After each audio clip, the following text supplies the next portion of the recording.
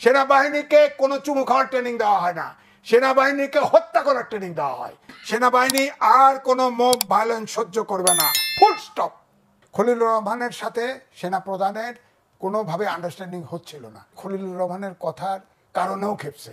জাতীয় ইস্যুতে এই সরকার সিদ্ধান্ত নিচ্ছে সেনাবাহিনীকে অন্ধকারে রেখে।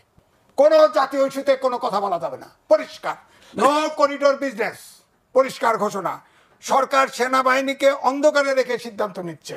স্বাধীনতা যুদ্ধ এবং জাতীয় মর্যাদা ভুলণ্ঠিত করতে দেওয়া হবে না।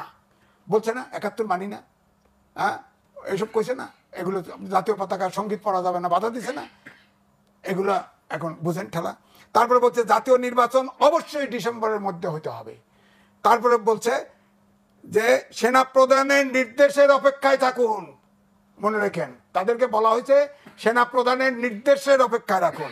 ১ তারিখে ডিসেম্বরের ৩০ তারিখের ভিতরে নির্বাচন না হলে এটার মিন করে আর্মি উইল টেক ওভার, পরিষ্কার ঘোষণা।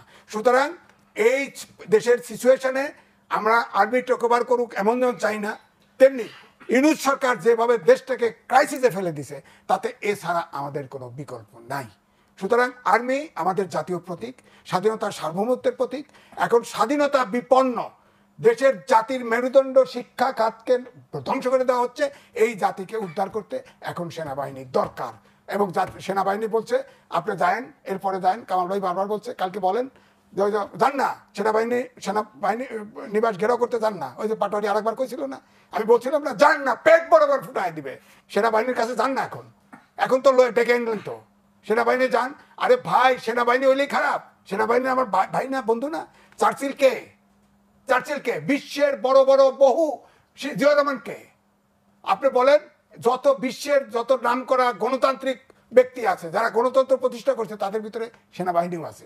সুতরাং আমাদের দেশে এখন যে অবস্থা, এই ছাত্রদেরকে যে জায়গায় নিয়ে গেছে ডক্টর ইউনূস, তাতে আমাদের দেশের বেলোভেলেন্ট ডিক্টেটর দরকার।